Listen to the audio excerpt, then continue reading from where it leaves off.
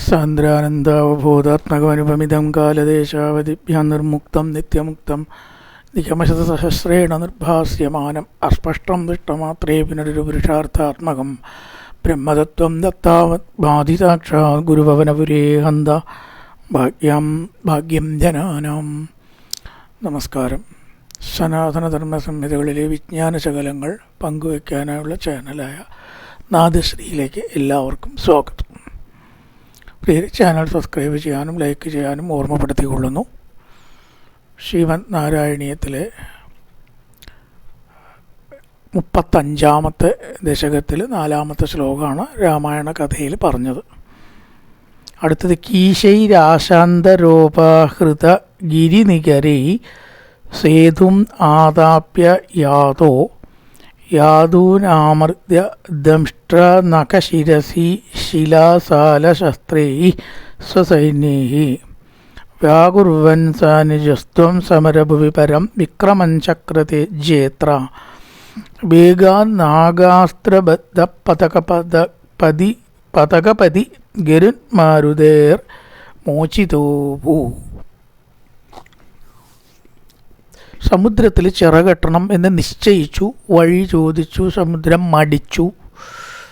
ഭയപ്പെടുത്തി ഭഗവാൻ. ഭയപ്പെടുത്തി അനവധി വാനരന്മാർ പർവ്വതങ്ങളും വൃക്ഷങ്ങളും കൊണ്ടുവന്ന് സേതു ബന്ധിച്ചു. കീശൈ എന്ന് പറഞ്ഞാൽ കീശ എന്ന് പറയുന്ന കീശ അല്ലേ, പോക്കറ്റാണ്. കീശ മലയാളത്തിൽ അതല്ല. ഇവിടെ കീശ സംസ്കൃതത്തിലെ വാനരന്മാർ. കീശേർ ആശാന്തരോപാകൃത വാനരന്മാരെ കൊണ്ട് ചിറകെട്ടിച്ച് ആശാന്തരോപാകൃത ഗിരിനികൃതി ഉപാകൃതം കൊണ്ടുവന്ന വാനരന്മാരാൽ കൊണ്ടുവരപ്പെട്ട, അതാണ് ആഹൃതം. ആശാന്തരോപാകൃത അവരാൽ കൊണ്ടുവരപ്പെട്ട ഗിരിനികരെ പർവ്വതങ്ങളെ കൊണ്ട് കീശൈ സേതും ആദാപ്യ സേതു ബന്ധിച്ചിട്ട് കീശൈ വാനരന്മാർ സേതും ആദാപ്യ സേതു ബന്ധിച്ചിട്ട് എവിടേക്ക് പോയി? യാത ലങ്കയിലേക്ക് പോയി. ദംഷ്ട്ര നഖശിരസി ശിലാസാലശസ്ത്രൈ സ്വസൈന്യൈ. ദംഷ്ട്ര പല്ല്, നഖം, പർവ്വതം, പാറ, മരം എന്നീ ആയുധങ്ങളോട് കൂടിയ തൻ്റെ വാനരന്മാർ സൈന്യങ്ങളെ. നല്ല ആയുധങ്ങളാണ്. വാനരന്മാർക്ക് ആയുധത്തിന് പുറത്തേക്ക് പോകേണ്ട കുറേയൊക്കെ എന്നാണ്. അഥവാ ഉണ്ടെങ്കിൽ തന്നെ വല്ല പർവ്വതം വൃക്ഷങ്ങൾ അങ്ങനെ പുഴക്കിയെടുക്കുക എന്നല്ലാണ്ട് വില്ല്, അമ്പ്, ശൂലം, തേര് മുതലായിട്ടുള്ള ആയുധങ്ങൾ, തേര്, വാഹനം അതൊന്നും ഇല്ല അവർക്ക്.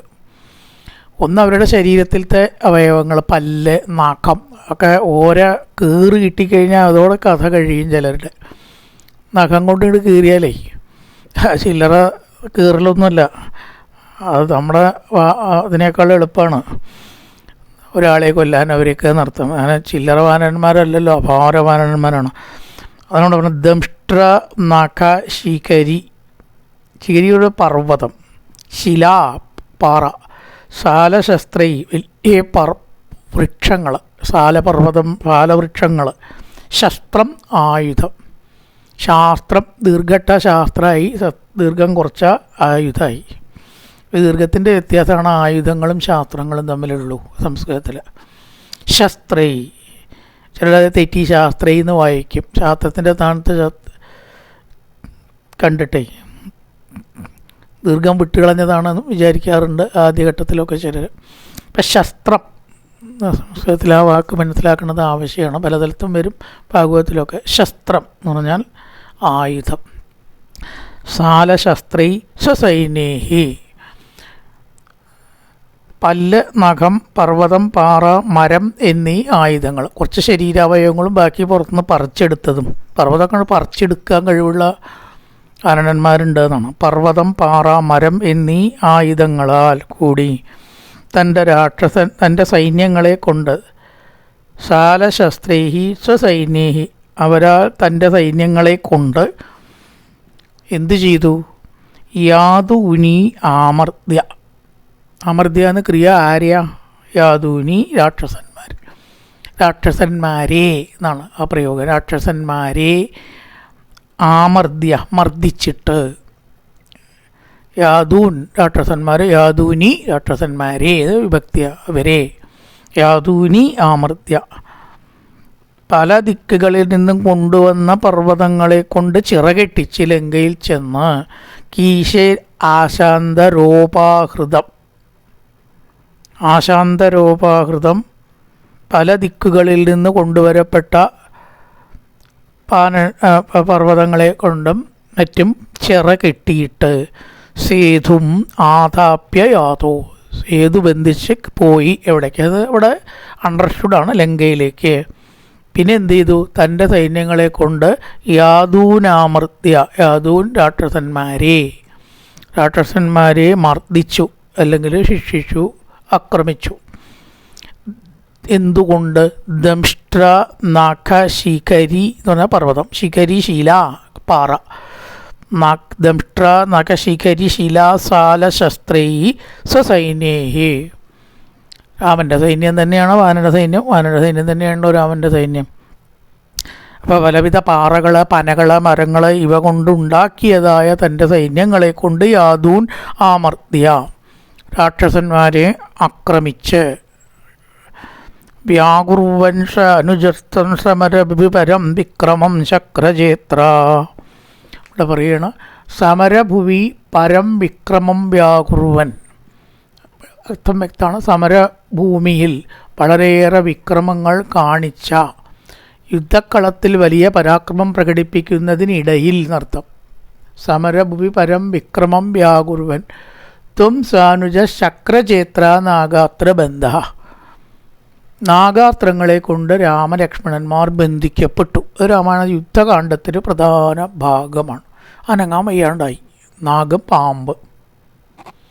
പാമ്പുകൾ വന്നിട്ട് ഇങ്ങോട്ട് ആക്രമിക്കണ പോലെ വരിഞ്ഞാണ്ട് ചുറ്റിയാൽ പിന്നെ ഇളകാൻ പറ്റുമോ? ഒന്നാമത് ഭയം ഉണ്ടാവും, രണ്ടാമത് കടിച്ച ജീവഹാനി സംഭവിക്കണം. നാഗാസ്ത്രം ഒക്കെ അസ്ത്രങ്ങളെ കൊണ്ടാണ് കേട്ടോ. അസ്ത്രം മന്ത്രം ജപിച്ച് അയച്ചു കഴിഞ്ഞാൽ അവിടെയാണ് പാമ്പുണ്ടാവുക. ഇഷ്ടംപോലെ പാമ്പുകൾ വരിഞ്ഞ് കെട്ടി രാമലക്ഷ്മണന്മാർക്ക് അനങ്ങാൻ പറ്റാത്ത ബോധക്ഷയവും മോഹാലസ്യവും ഉണ്ടായി. അനുജനോട് കുടിത്വം സാനുജ.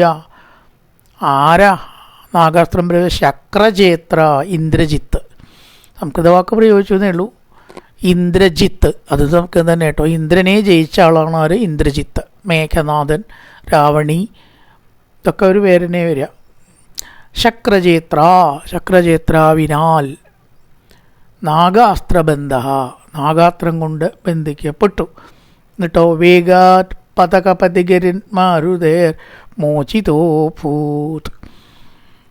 ഈ സമയത്ത് രാമലക്ഷ്മണന്മാർ മരിച്ചു എന്നൊക്കെ പറഞ്ഞ് കൊട്ടിഘോഷിച്ച് സീതയെ പരിഭ്രമിപ്പിക്കുന്ന കാര്യങ്ങളൊക്കെ രാമായണത്തിൽ പറയുന്നുണ്ട്.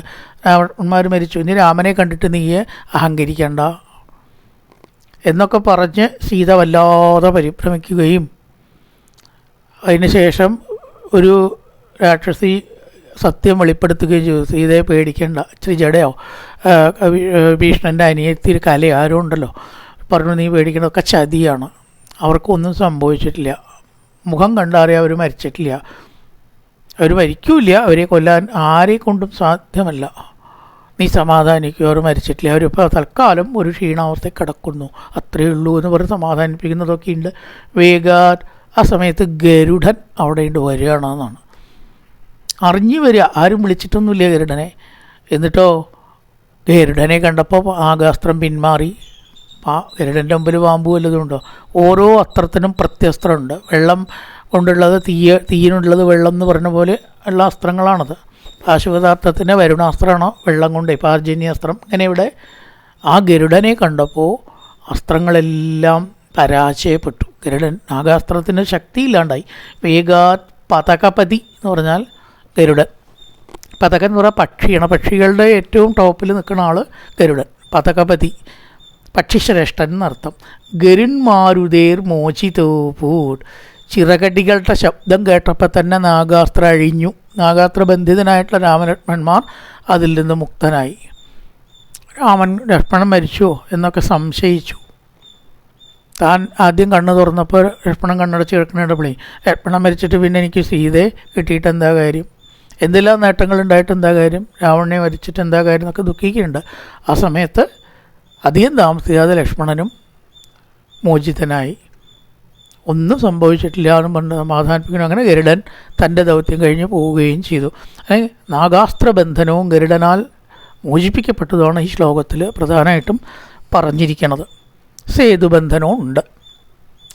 യുദ്ധത്തിൻ്റെ കുറച്ച് ശരിക്കും വർണ്ണിച്ചു. ആയുധങ്ങളാൽ യുദ്ധമുണ്ടായി. കീശേരാശാന്തരോപാകൃതഗിരിനികരേ സേതുമാധാപ്യയാതോ, സേതു ബന്ധിച്ച് ലങ്കയിൽ ചെന്ന് യാദൂനാമർദ്യ ദംഷ്ട്രാനകശിരതിശിലാസാലശസ്ത്രൈ സ്വസൈന്യേഹി. ദംഷ്ട്രകൊണ്ട് തുടങ്ങുക. ദംഷ്ട്രാനകശിരതിശികേസാലശസ്ത്രൈ. ദംഷ്ട്രാനഖം പർവ്വതം, പാറ മുതലായത് കൊണ്ടുണ്ടാക്കിയ അസ്ത്രങ്ങളാൽ, പിന്നെ യാദൂനാമർദ്യ രാക്ഷസന്മാരെ യുദ്ധം ചെയ്ത് ആക്രമിച്ച്, സ്വസൈന്യങ്ങളാൽ ആക്രമിച്ച്, വ്യാകുർവൻ സാനുജത്തൻ സമരപരം വിക്രമൻ ഛത്രചേത്രാവേഗ എന്ന ആഗാസ്ത്രബന്ധിതനായി. ആരാൽ? ഛത്രചേത്ര, ഇന്ദ്രജിത്തിനാൽ. ആ സമരഭൂമിയിൽ മോഹാലസ്യപ്പെട്ട് വീണു. അനുജനോട് കൂടിയിട്ടല്ലയോ ഗുരുവായൂരപ്പ, ഒക്കെ അഭിനയമാണ് എങ്കിലും അങ്ങ് ആ സമയത്ത് മോഹാലസ്യപ്പെട്ട് വീണില്ലേന്ന് ചോദിക്കുകയാണ്. നാഗാസ്ത്രബദ്ധ ശക്രതേക്ഷേത്ര, ഇന്ദ്രജിത്തിനാൽ നാഗാസ്ത്രബന്ധിതനായി കിടക്കുകയുണ്ടായി. പിന്നീടോ പതകപതി ഗരുൻ മാരുതേർ മോചിതോഭു, പതകപതി